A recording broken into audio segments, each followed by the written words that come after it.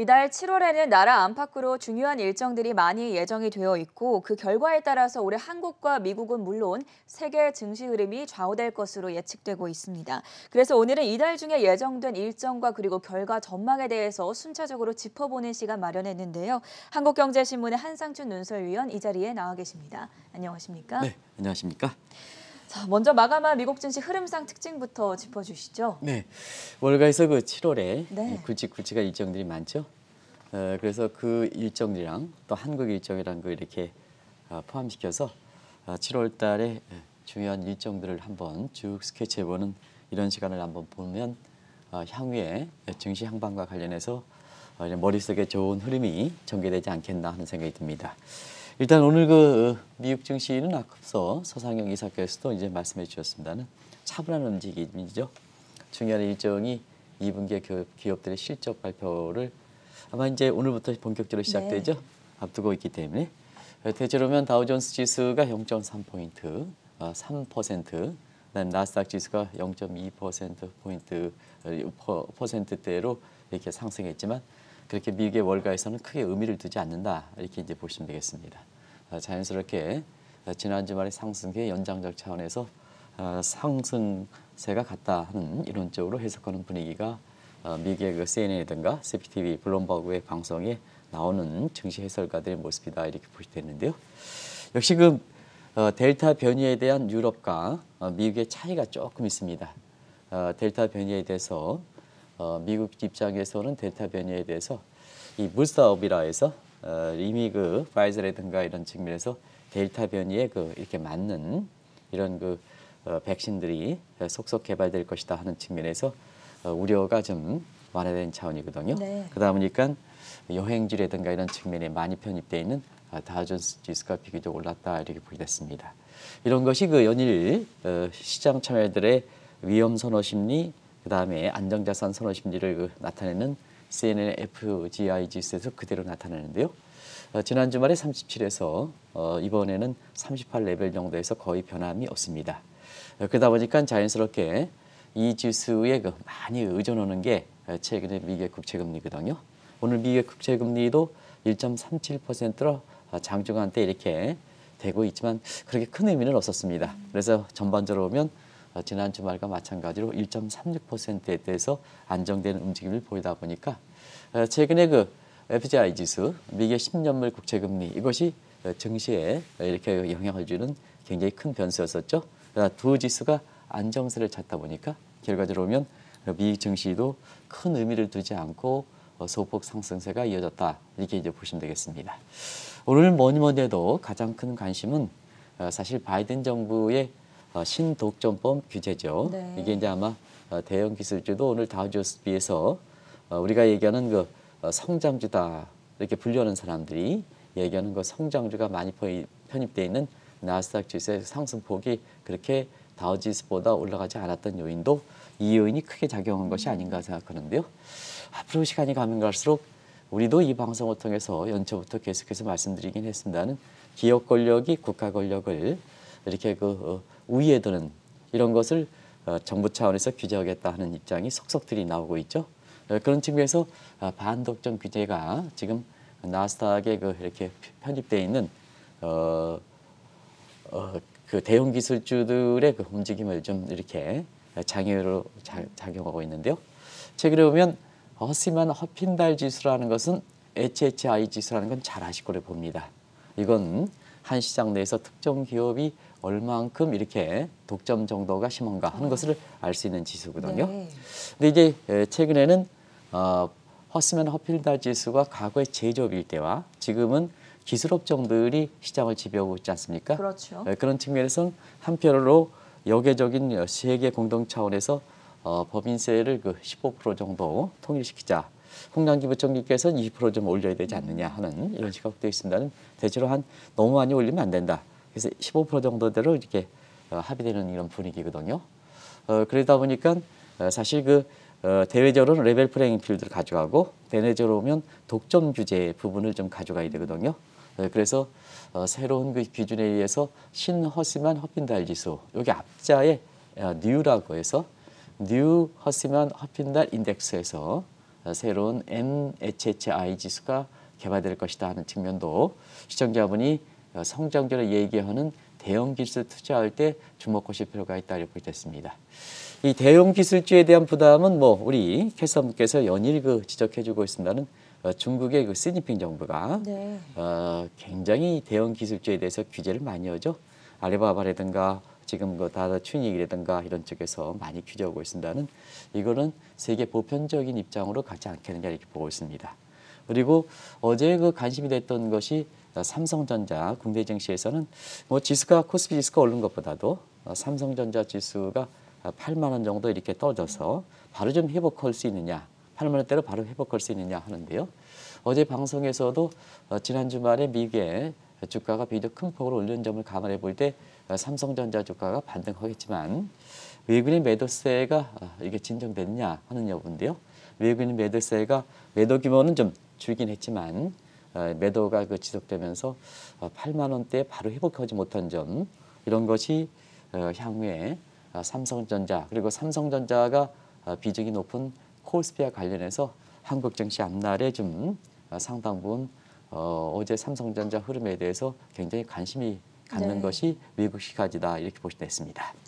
전체적인 시장 분위기에 대해서 먼저 자세하게 짚어봤고요. 미국 시간으로 오늘부터입니다. 금융업종을 중심으로 2분기 실적이 본격적으로 발표되지 않습니까? 네, 아까 서희사께서도 이제 말씀드렸습니다. 네. 부연해서 좀 설명드릴게요. 사실 코로나 이후에는 당연히 예상치 비해서 실적치가 좋게 나오는 어닝 서프라이즈가 되죠. 예. 이제 주가 결정에서는 단순히 어닝 서프라이즈가 중요한 게 아니라 누차 말씀드렸습니다는 어닝 서프라이즈 폭이 중요하다 하는 말씀을 드렸었는데요. 우리가 본격적인 2분기 어닝 실적 전에 사실 주가는 이런 얘기하죠. 소문에 사서 뉴스에 팔라는 얘기. 전엔 이거 들어보셨습니까? 네, 많이 들으셨죠? 들어봤습니다. 그러면 본격적인 실적 발표가 오늘부터 시작됩니다는 이미 어닝 서프라이즈 폭이 굉장히 높다면 올해 1분기의 실적 발표 직전, 그 다음에 작년 4분기 실적 발표 직전 이럴 때에 주가가 빠르게 올라갔던 점을 감안해 볼 때에는 지금은 그렇게 밋밋한 흐름을 보이고 있는 상황이거든요. 이것도 작년 2분기 이후에 어닝 서프라이즈 직전에 나타났던 주가 흐름과 다소 좀 이렇게 대조가 되는 움직임이다 이렇게 보겠습니다. 왜 그러면 올해 1분기까지 어닝 서프라이즈 발표되는 직전까지 주가가 많이 올랐는데 왜 주가가 상대적으로 덜 올랐을까 하는 측면은 앞서도 좀 말씀드렸습니다는 이번에 어닝 서프라이즈는 기관에 따라 좀 다른 것 같아요. 한 65% 정도가 어닝 서프라이즈 기록할 것이다. 근데 1분기에까지는 어닝 서프라이즈가 80%를 웃돌았거든요. 네. 그러니까 어닝 서프라이즈를 기록하는 이러한 기업들이 점차 줄어들 것이다 하는 측면이 지금 각종 이렇게 2분기의 기업들의 실적을 예상하는 기관들의 모습이거든요. 또 이렇게 어닝 서프라이즈를 기록하는 절대 기업 수가 줄어들 뿐만 아니라 그 폭이 좀 줄어들지 않겠느냐. 어닝 서프라이즈를 기록하는 기업들도 그 폭이 좀 줄어들지 않겠느냐 하는 측면이 각 분기마다 본격적으로 어닝 서프라이즈 발표 전에 사실 작년 2분기 이후서부터는 주가가 좀 많이 올랐습니다는 지금은 주가가 오르긴 하더라도 그 폭이 지금 그런 요인으로 작용한 것이 아닌가 생각합니다. 그리고 이번 같은 경우에는 이제 대형 기술주들 기업들의 실적이 어떻게 나오느냐 이 측면인데요. 네. 작년에 저물가 그다음에 저금리 혜택을 받은 것이 대형 기술주들입니다. 그래서 대형 기술주들이 어닝 서프라이즈 기업 수가 많고 폭도 컸습니다. 근데 이번 2분기에는 2분기 실적이 발표되니까 인플레 논쟁이 심해졌거든요. 그다음에 경제 백신 보급에 따라서 경제활동 재개가 됐습니다. 그리고 3대 지수 중에서는 다우존스 지수가 많이 올랐고 그다음에 나스닥 지수가 상대적으로 덜 올랐습니다. 이런 점을 감안해 볼 때 사실은 어닝 서프라이즈의 어떤 업종이냐 하는 측면에서는 작년 올해 1분기까지는 대형 기술주에 속해 있던 이러한 나스닥에 편입되어 있는 이런 기업들의 어닝 서프라이즈 폭이 컸다면 이번 2분기에 이미 지나갔기 때문에 나왔던 이슈들 또 한국경제TV를 통해서 검토했던 이런 여러 가지 현안을 감안해 볼 때에는 결국은 대형 기술주보다는 경기 민감지가 포함되어 있는 다우존스 지수에 소속되어 있는 기업들이 어닝 서프라이즈를 기록하는 기업들이 크지 않겠나 이렇게 보고 있습니다. 그리고 그 폭이 큰 것이 아닌가 생각합니다. 그래서 오늘도 다우존스 지수가 나스닥 지수보다 상대적으로 상승폭이 컸던 요인이고 지난 주말에도 다우존스 지수가 한 400포인트 넘게 올라갔던 배경이다. 이런 점을 좀 참조해서 보실 필요가 있지 않냐 생각합니다. 그러면 2분기는 끝나고 3분기가 이제 아까 가이던스라는 표현을 썼는데요. 서희사께서도 말씀해 주신 것처럼 지금은 임금 코스트가 굉장히 증가하고 있습니다. 그리고 지금 여름철에 올해 폭염이 진행되면서 가솔린 수요가 쟁취하는 과정에서 네. 에너지 소요가 폭발적으로 가격이 좀 올라가는 측면, 이게 결과적으로 보면 기업들의 생산 코스트가 증가하니까 마진폭이 상당히 줄어들지 않겠느냐 하는 측면이거든요. 네. 그래서 2분기보다도 3분기가 기업의 그 어닝 서프라이즈 기업도 줄어들고 그다음에 어닝 서프라이즈 폭도 줄어들지 않겠느냐 이렇게 보는 시각이 오늘부터 발표되는 미국의 기업들의 실적과 관련해서 주목하실 필요가 있다는 걸 말씀드리겠습니다. 여기에 더해서 이번 주에는 미국의 6월 소비자 물가지수 CPI 발표가 예정이 되어 있습니다. 지난 4월 물가지표 이후로 인플레이션에 대한 관심이 계속 이어지고 있지 않습니까? 네, 이번 주 CPI 발표해야 되죠. 네. 인플레 논쟁은 사실은 페드가 근원적으로 통화정책의 잣대가 삼고 있는 근원 PCE 물가가 아니라 4월 달에 CPI가 예상보다 좋게 나왔기 때문에 그게 네. 인플레 논쟁을 촉발시켰던 요인이거든요. 그래서 각종 물가 지표에서는 이번 주에 발표되는 6월 물가가 되겠죠. 근데 소비자 물가가 더 관심이 된다 이렇게 보게 됐습니다. 작년에 이렇게 그 전년 동일부를 볼 때는 작년에 5월 달이 베이스가 가장 낮았습니다. 그러다 보니까 6월 달 들어서 이렇게 그 베이스 효과가 줄어든 점을 감안해 볼 때는 물가의 상승률이 좀 둔화되지 않겠느냐 이렇게 이제 보고 있거든요.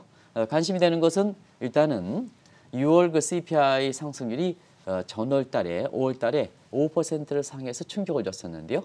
이게 다시 5%를 벗어나느냐. 시청자 여러분, 인플레 관련해서 이 대목을 좀 주목하실 필요가 있다는 걸 말씀드리고요. 또 통화정책의 잣대는 근원 이렇게 PC라든가 이런 근원 그 물가가 4%를 상회하느냐 이 부분가 관심이 될 거로 이렇게 보이는데요. 기저효과를 보면 작년에 5월 달에 아주 낮았었고 6월부터 물가가 좀 올라가기 시작했습니다. 그러면 기저효과가 6월 달은 적다게 되는 거죠. 그래서 5월에 대비해서는 상승률은 둔화되지 않겠느냐. 둔화되는 게 정상이다. 이렇게 인식들을 갖고 있습니다. 그런데 오늘 그 뉴욕 연준에서 1년의 기대 물가에 대해서 나온 적이 있습니다. 이 대목이 상당히 주목하실 필요가 있는데요. 뉴욕 연준에서 1년의 기대 인플레이션이 4.8%고 급등했습니다. 5월에는 4.0이옵니다. 그러다 보니까 페드 인사들이든가 파월 의장이 자 5월 달만 지나면 물가가 일시적이다 이렇게 입장해서 1년 후에 국민들이 생각하는 이러한 그 체감 물가를 반영하는 기대 물가가 굉장히 높아진 점을 감안해 볼 때 이게 페드의 파월 의장을 비롯해서 연준의 인사들이 인플레가 일시적이다 하는 측면이 사실 잘못된 부분이 있지 않느냐 이렇게 보고 있습니다. 그래서 두 가지 측면, 페드가 보는 지표상의 물가와 미국의 국민들이 느끼는 체감 물가 간의 괴리가 심한 점, 결국 기대 물가가는 체감 물가를 반영한다는 측면에서 보면 이렇게 굉장히 큰 폭으로 올라가죠. 네. 5월 달에 4.0에서 4.8로 이렇게 올라간 이 점을 감안해 볼 때는 아마 인플레 논쟁이 이렇게 CPI 논쟁, CPI 발표 이후에 인플레 논쟁이 더 가열될 가능성이 있다. 그러면 다음 달에 잭슨 미팅이라든가 이런 측면에서 향후에 미국의 그 통화 정책, 테이퍼링이라든가 그다음에 투 스피드 테이퍼 같은 이런 구체적인 방법론이 이렇게 두고 논쟁이 될 거로 보이는데요. 이 논쟁은 굉장히 더 가열될 가능성도 있지 않느냐 하는 측면에서 6월 이번 주에 발표되는 소비자 물가 상승률이 어떻게 나오느냐가 굉장히 월가 입장에서 주목하고 있다 하는 걸 말씀드리겠습니다. 국내 쪽으로 넘어오다 보면 이번 주 목요일에는 한국은행의 금통위가 열리게 됩니다. 아무래도 연내 금리 인상 가능성을 시사했었기 때문에 이 문제에 대한 입장이 어떻게 변했을까에도 관심이 모이고 있지 않습니까? 네, 5월 금통위 이후에 네.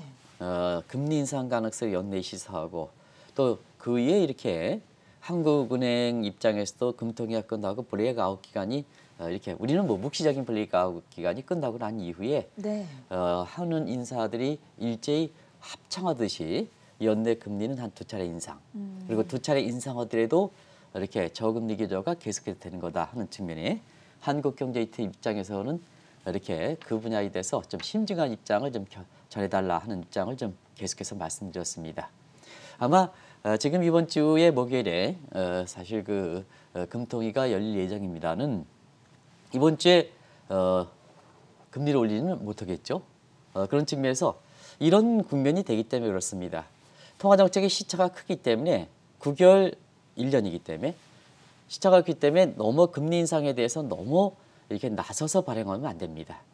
중앙의 입장을 이렇게 금융 완화는 빨리 가더라도 금리 인상이라든가 이런 점은 천천히 가는 겁니다.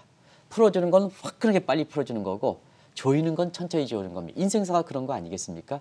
그런 측면에서 지금 5월 금통위 이후에 그때 당시에는 백신 보급, 경제활동 재개, 인프레가 되어 자산 거품이 되지만 지금 델타 변이가 이렇게 확산돼서 이제는 저녁에서 3인 이상 못 모이죠 지금. 그렇죠. 3인 이상 못 모이다 보니까 뭐 이렇게 어디 가든 3인 이상은 어떻게 2인만 갑니까? 그러다 보니까 한국경제신문에 오늘 글자 일면에서 보면 가장 번창했던 지역에 첫날에 완전히 썰렁했던 모습인데요. 네. 그런 것이 결국 경제성장률에 반영되는 모습이거든요. 그런 측면에서 보면은 한국은행의 연내 금리 인상 가능성을 2차례 인상 발언한 이후에 지금 가장 고민을 하시는 분들이 금통위원들이 아닌가 생각합니다. 이미 뭐 아시겠습니다. 5월 금통위 이후에 당분간은 이게 어떤 의미냐 하는 측면에서 과거에 제닛 옐런이 2014년 페드 여성 의장으로 취임한 이후에 많은 사람이 너비스 여성으로 첫 이렇게 의장이기 때문에 너비스 초보자다 하는 측면에서 제닛 옐런이 2014년 2월 달에 여성 의장이 되고 3월 달에 첫 페드 회의를 갖췄거든요. 네. 그 기자회견 중에 사실 페드에 출입했던 이런 기자들이 자, 당신 상당 기간을 얘기했는데 그 상당 기간이 뭐냐? 학술적으로 정의된 건 아니거든요. 그래서 제닛 앨런이 6개월 정도로 본다. 그러다 보니까 5월 금통위에서 상당 기간이라 당분간이다 보니까 6개월보다 좀 짧지 않겠느냐. 그럼 한 5개월 정도로 치자. 4, 5개월 정도 치자. 그래서 10월, 11월 달 금리 인상설이 나온 겁니다. 우리가 이제 금통위원이 지금 금통위 회의가 4번 나왔습니다는 10월, 11월 달 2번에 이치해서 12월 달은 열리지 않죠. 그런 상황에서 10월, 11월 달 2차례 정도 올리지 않겠느냐. 그러면 10월, 11월 달 2차례 정도 연거푸서 올리기가 어렵니까? 빠른 시각에서는 8월 달 올리지 않겠느냐 하는 측면에 지적이 나왔었던 거거든요. 어찌됐든 뭐든지 푸는 건 한꺼번에 왕창 푸는 거고 조일 때는 천천히 조이는 거다 하는 측면에서 하는 인사 입장에서는 좀 곤혹스러운 입장이 되지 않겠냐 생각합니다. 왜냐하면 국민들 입장에서는 지난번에 이주열 총재와 그다음에 홍남기 부총리께서 서로 갈등이 없다. 한쪽은 추경 편성하는데 한쪽은 금리를 올린다. 무슨 얘기냐 하는 이 측면에서 논란이 됐을 때 상징적으로 두 분이 만나서 이렇게 우리는 사실 통화정책과 그다음에 재정정책 간의 파레이스 믹스 이렇게 정책 혼합이 잘 돼서 이런 것으로 간다 하는 화합을 비쳤습니다는 그 후에 델타 변이가 확산되면서 사실 대통령 후보를 중심으로 해서 여당의 대통령을 통해서 추경 편성해야 된다. 또 여당의 국회의원 추경 편성해야 된다 하는 입장에 한국 내에서는 금리를 올린다 하는 입장이 더 국민들의 입장에서는 어떻게 되는 거냐 하는 측면에서 퀘스천 마크를 그릴 수밖에 없다. 이렇게 보시면 되겠습니다. 그래서 우리가 꼭 말씀드리면 통화정책은 통화정책의 본래 복잡할수록 하는의 목적대로 움직여야 됩니다. 금리 인상이라든가 그다음에 돈을 조이는 이런 문제는 줄이는 게 푸는 것보다 더 어려운 상태에서 더 어려우면 사실은 어려울수록 한국은행에 갖고 있는 목적대로 움직여야 됩니다. 다른 목적으로 어려진 목적을 다른 목적으로 들이면 이와 같은 상황이 발생한다. 그것이 2018년 11월 달이다. 그때 당시에도 부동산 문제를 잡기 위해서 금리를 올려라 했던 부분이 결국 경기 침체를 더 가속시켰던 이런 것과 마찬가지로 어려울수록 금리 인상이라든가 이런 건 어렵습니다. 푸는 것보다. 어려울수록 한국은행 입장에서는 한국은행의 본래 목적, 물가 안정이 되겠죠. 그다음에 경우에 따라서는 뭐냐. 경우에 따라서는 사실 이렇게 경제 성장 도모에서 고용 창출하는 문제이고 한국 내에서 금융시장 안정을 기한다. 그건 뭐 공통적인 거죠. 참여자들도 공통시장으로 금융시장 안정을 기하는 거죠. 그게 목적이 될 수는 없습니다. 그런 측면에서는 페드에 갖고 있는 이런 목적을 한국의 설립 목적에 되지 않다 하더라도 참조하실 필요가 있죠. 그런 측면에서 전통적인 물가 안정, 그다음에 제2의 목표를 하면 경기 회복, 고용 창출이라는 목적을 감안해서 운영해야 된다는 측면을 말씀드리겠습니다.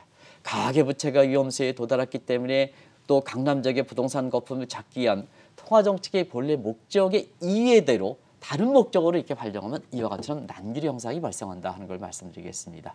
어쨌든 델타 변이가 5월 금통위 이후에 사실 이렇게 확산됨에 따라서 한편은 추경 편성하는 상태에서 사실 이번 주에 금통위를 봤습니다. 이번 주에 뭐 금리를 올리지는 어렵겠죠. 네. 그런 측면이 앞으로 한국의 금리 인상 문제 관련해서 국내 증시와 관련해서 굉장히 중요한 이슈가 될 것이다 하는 것을 말씀드리겠습니다.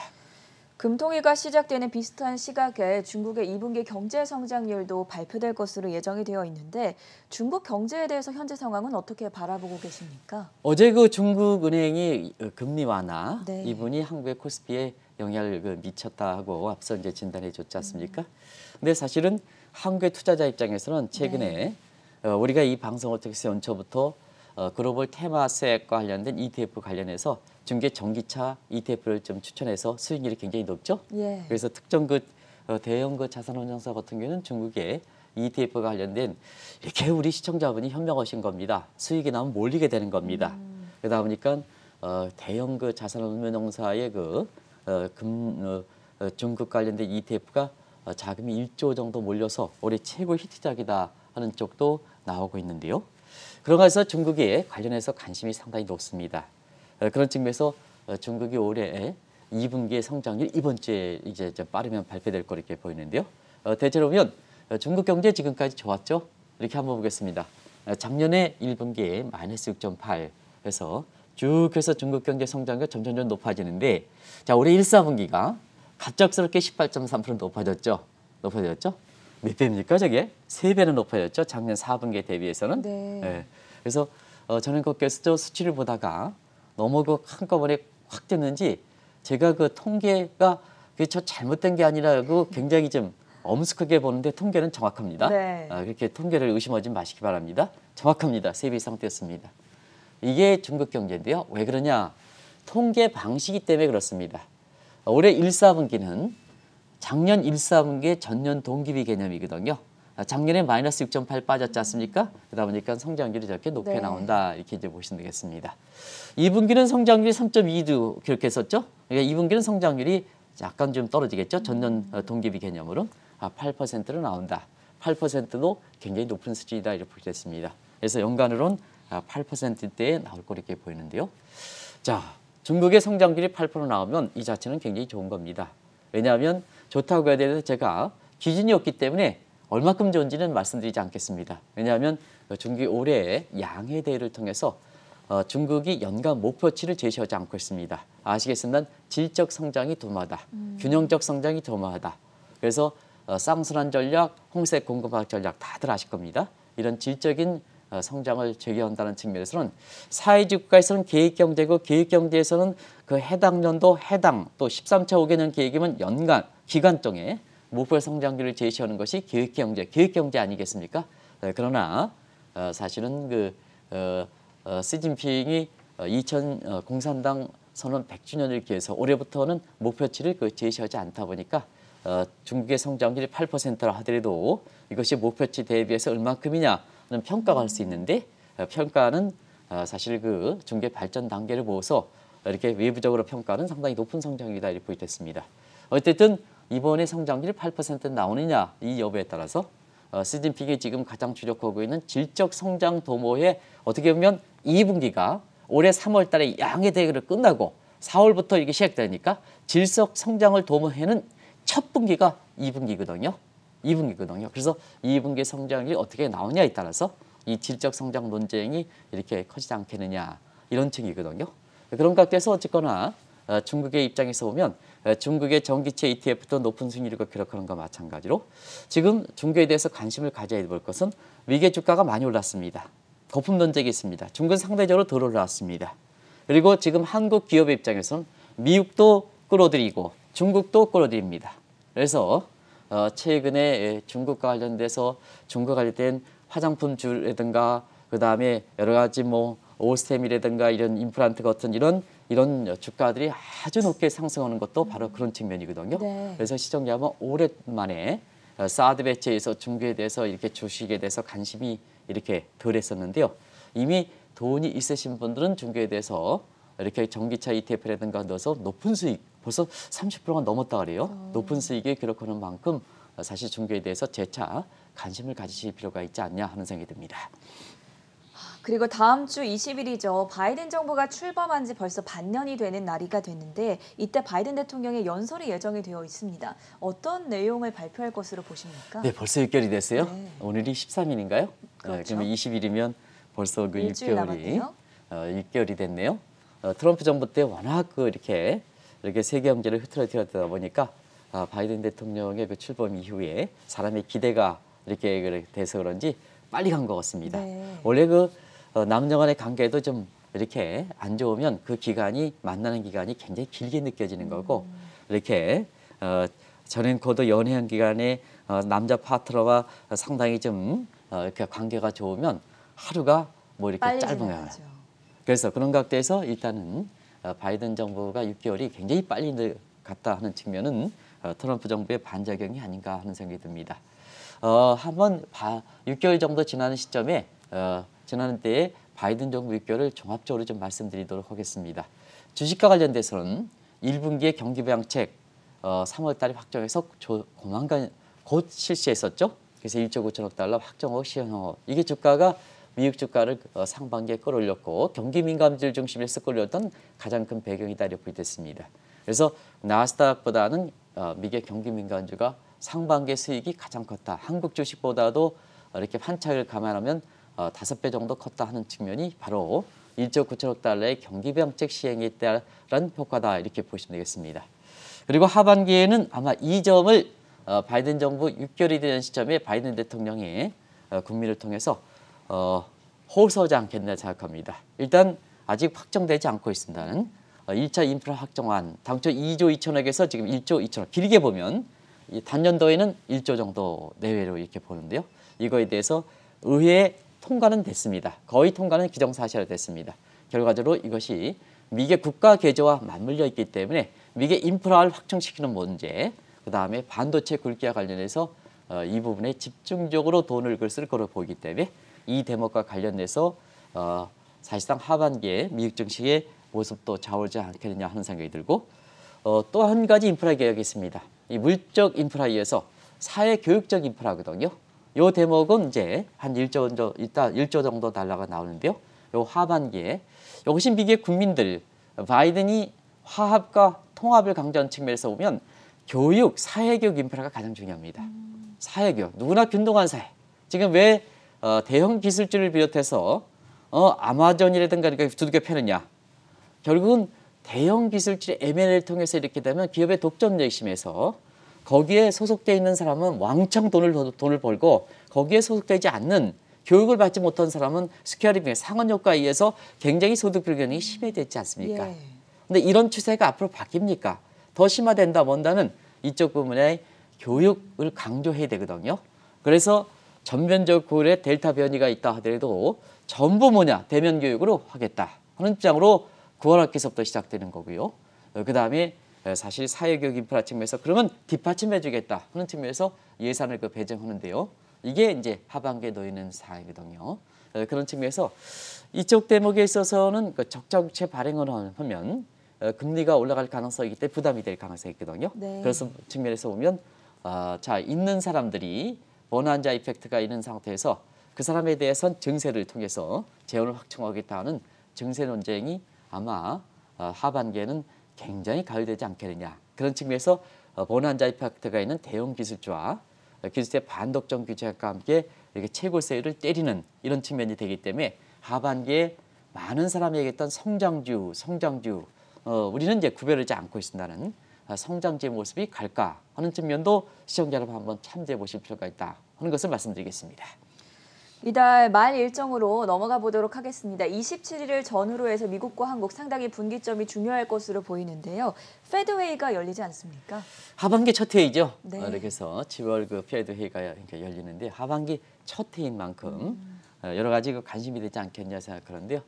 이번에 27일, 28일인가요? 이렇게 양일간 그 걸리죠. 네. 그런 측면에서 가장 관심이 되는 것은 이미 6월 회의에서 테이퍼링의 논의에 대해서 공식화됐습니다. 그 이전까지는 테이퍼링을 하냐 마느냐 시장의 추측이었습니다는 6월 페드 회의에서는 6월의 의사록에 대해서 전행과가 지난주에 상세하게 이것을 정리해 드렸습니다는 테이퍼링 논의를 페드 회의에서 공식화시켰습니다. 그리고 투 스피드 테이퍼 요걸 이제 어떻게 번역하느냐 하면 두 가지 속도론이다 하는데요. 순차적 테이퍼링이다 하는 표현이 낫지 않냐 생각합니다. 시청자분한테. 왜냐하면 작년에 그 3월 달에 임시회의를 통해서 투자 적격에 해당되는 미국의 국채 800억 달러, MBS 400억 달러 이렇게 해서 1,200억 달러를 하는 거죠. 이게 부족하니까 정크펀드가 했죠. 이 정크펀드는 이제 이렇게 올해 연말까지 사실 이것을 정리하겠다는 입장은 이미 발표했죠. 그리고 다른 한편에 있어서는 역레포 수요도 굉장히 급증하고 있습니다. 이런 걸 통해서 시중의 유동성을 좀 흡수해 나가는 그래서 사실상 테이퍼링을 좀 단행하는 상태거든요. 근데 테이퍼링이 왜 단행하지 않았느냐 하면 페드의 통화 정책의 잣대가 되는 부분이 투자 적격만 있는 겁니다. 투자 적격만 있기 때문에 사실상 그 정크펀드 정리 그다음에 역레포에서 시중 유동성이 흡수해 나간다 하더라도 이게 공식적인 테이퍼링이라 그러지 않는 겁니다. 그러면 공식적 테이퍼링이 논의돼서 6월달 페드에서 공식화시켰다. 그럼 투스피드는 미국의 지금 집값이 아주 이례적으로 올라가고 있습니다. 미국의 집값이 올라가다 보니까 MBS부터 먼저 줄이자. 그리고 자 나중에 국채를 줄이자 하는 이 측면이 바로 순차적 MBS부터 먼저 줄이고 그다음에 국채부터 줄이자는 네. 순차적 투스피드라 하니까 두 가지 속도론이다. 이렇게 이제 번역하는 사람이 있습니다.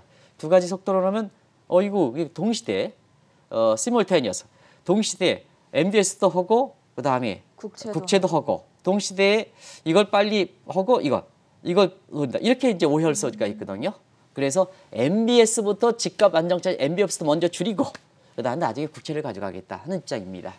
여기에 미국의 금리를 인상하겠다는 이런 측면에서 페드가 신중론을 가져가겠다는 입장과 맞물려 떨어지는 거죠. 시청자 여러분. 그래서 두 가지 속도론보다는 한글만 번역할 때 순차적 테이퍼링을 하는 것이 좋은 게 아닌가 하는 생각이 듭니다. 어쨌든 이와 같은 그 순차적 테이퍼링을 거론한 것은 집값을 안정시키겠다. 집값이 너무 많이 올라가고 있습니다. 미국 같은 경우에는 너무 많이 안정시키겠다. 두 번째는 작년 9월 달에 물가 안정 차원에서 일시적으로 물가가 올라가는 건 용인하겠다 하는 평균 물가 목표제가 있습니다. 이게 좀 한계를 맞는 게 아니냐. 한계를 맞는 게냐. 그래서 다른 각도 한계를 막다 보니까 인플레 용인하는 게 한계가 있다. 언제까지 용인할 것이냐. 한계가 있다. 그런 측면에서 통화정책 측면에서는 이제 순차적 테이퍼링을 검토하는 그래서 평균 물가제를 가지고 계속해서 이 방송에서 논의하는 시각이 있는데요. 테이퍼링을 거론한다는 것은 평균 물가제의 의미가 없어진다. 한계를 보인다. 그렇게 해서 돈을 줄인다. 이렇게 보시면 되겠습니다. 그래서 막 이게 5월달 물가가 올라가고 6월달 물가가 하면 평균 물가제에서 이전에는 물가가 있잖아요.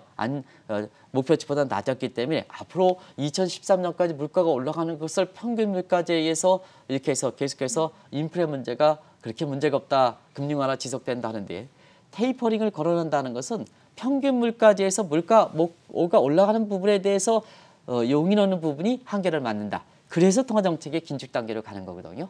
그런 측면에서 평균 물가제가 한계를 맞는 게 아닌가 이렇게 이제 보고 있습니다. 그런 정도 앞으로 미국의 통화정책 관련해서 주목하실 필요가 있다는 걸 말씀드리겠습니다. 페드 회의가 끝나자마자 미국의 2분기 성장률이 발표됩니다. 미국 경제 같은 경우에는 어떻게 보고 계십니까? 미국 경제의 상반기에 제일 좋았죠. 네. 사실 세계적으로 보면 이렇게 상반기에 가장 좋은 모습을 보였던 것이 이렇게 미국 경제다 이렇게 보였습니다. 두 가지 측면이죠. 역시 최고 통수권자가 누구냐가 굉장히 중요하다는 걸 말씀드리겠습니다. 지금 대선 후보를 향해서 이렇게 계속해서 이렇게 우리 여론조사를 결과를 토대해서 이렇게 평가를 하시는 우리 이렇게 국민분이라든가 시청자분도 정말로 한국의 대통령은 다음에는 잘 뽑으실 필요가 있다. 이게 특정 가치라든가 이런 거 지역색이라는 거 관계없이 정말로 잘 뽑으셔야 된다는 걸 좀 말씀드리겠습니다. 그것이 여든 야든 제3자 후보든 간에 그런 걸 가리지 않고 정말로 잘 뽑아야 된다. 트럼프 정부 때, 바이든 정부 때 미국이 지금 그러니까 찾아가는 모습, 미국의 변화되는 모습을 한번 보실 필요가 있다 이렇게 됐습니다. 비단 이것은 미국 경제 내부뿐만 아니라 세계 문제도 그렇다. 왜냐? 미국이 세계를 주도하는 거기 때문에. 그래서 어찌됐든 상반기에 시청자 여러분 델타 변이가 있지만 숨통이 트였다. 숨통이 트였다 하는 것이 바로 경제적 측면에서도 그대로 나타나는 것이 아닌가 생각합니다. 올해 세계 경제 성장률이 분기마다 조정될 때 올해 작년 말까지만 해도 세계 경제 성장률이 3%대에서 올해 그 3월 달에는 4%대로 6월 달에는 5%대로 세계 경제 성장률이 3%대, 3개월마다 1%포인트 전망치가 뛰는 경우가 없습니다. 그 이면에 있어서는 미국 경제 성장률이 이렇게 굉장히 급등하는 것이 주도한다. 과거에는 신흥국들이 하지만 자 미국 경제를 보겠습니다. 작년 그 12월 달에 올해 전망할 때는 4%대. 지금 사실 그 3월 달에 전망할 때는 5%대. 지금은 7%대. 결국 세계 경제에 차지하는 미국 경제 위상을 감안해 볼 때 GDP 비중으로 볼 때 세계 경제 성장률을 미국이 끌어들이는 거다. 끌어올리는 거다. 이렇게 볼 수 있습니다. 그런 과정에서 2분기에 성장률도 이달 아마 27일 페드 회의가 바로 직후에 발표될 거로 이렇게 보이는데요. 대체로 한 10% 내외를 보는 것 같습니다. 그래서 우리가 2분기의 성장률이 주식 투자 관련돼서는 자 2분기 성장률 이후에 3분기, 4분기 어떻게 나올 것이냐 하는 측면인데요. 사실은 2분기가 고점이다. 성장률 고점이다. 또 오늘 서 이사께서도 이제 앞서 얘기했지만 기업들 실적도 2분기가 고비다. 그러면 하반기 증시는 어떻게 될 것이냐 하는 측면이거든요. 시청자분이 현명하시기 때문에 다 판단하실 수 있는 문제가 아닌가 하는 생각이 들고요. 일정은 정해지지 않았습니다는 오늘 미국의 비트코인을 비롯한 가상화폐가 가장 많이 흔들렸습니다. 한번 보시면 요거 이제 하는데요. 왜 그러냐면 자 7월 달인데 다음 달 페드가 센트럴 뱅크 디지털 커런시에 대한 보고서가 나옵니다. 이렇게 될 때에는 비트코인을 비롯한 가상화폐의 가격이 어떻게 될 것이냐 하는 측면에서 이미 선반영된다 이렇게 보겠습니다. 오늘 다른 국채금리라든가 미국의 증시 주가라든가 이런 건 비교적 안정적 모습을 보였습니다는 비트코인이 많이 흔들렸습니다. 많이 떨어졌죠? 그런 측면에서는 그 영향이 가장 큰 것이 다음 달에 페드 입장에서는 센트럴 뱅크 디지털 커런시가 잭슨 홀 미팅 전후에서 나올 거 이렇게 보이는데요. 화폐에 대한 기대 가치가 없어졌을 때는 가상화폐 가격이 어떻게 될 것이냐. 우리나라에 그 코인 투자하시는 분이 굉장히 많습니다. 그런 측면에서 한번 주목하실 변수가 있다. 특히 7월 달엔 계속해서 이 문제에 대해서 주목하실 필요가 있다는 걸 말씀드리고요. 한 가지 빠뜨리긴 했습니다는 사실 일본이 도쿄올림픽에 정말 어려운 상황이 되는 것 같습니다. 우리가 이 방송을 통해서 가지 말아야 될 스가가 국민의 지도가 작년 8월 말에 이렇게 조개하야 했던 아베보다도 더 지지율이 떨어지지 않는데 마지막 배팅어기에서 가지 말아야 할 도쿄올림픽을 치르고 있다 하는 이 측면인데요. 지금 그런 예상대로 도쿄올림픽에 아주 일본 국민들이 그거 간 선수단들도 굉장히 고통스러운 모습을 보이고 있습니다. 결과적으로 경제적 측면에서는 완전히 패퇴하지 않겠느냐. 그러면 스가 정부 조기 하야, 조기 사임, 그 다음에 중요한 선거. 그래서 7월 달에도 일본 경제 도쿄올림픽가 갈 예정된 만큼 일본 경제 어떻게 되느냐 하는 측면도 사실은 올 이렇게 연말까지 미국과 한국 증시에 많은 영향을 미칠 수 있지 않냐. 이 변수도 주목하실 필요가 있다는 걸 말씀드리겠습니다. 남은 7월 동안 정말 중요한 일정들이 많이 예정이 되어 있습니다. 2분기 금융주 실적 발표부터 연준의 7월 회의 그리고 도쿄올림픽까지 자세하게 하나하나 짚어봤고요. 지금까지 한국경제신문의 한상춘 논설위원과 함께했습니다. 고맙습니다. 네, 고맙습니다.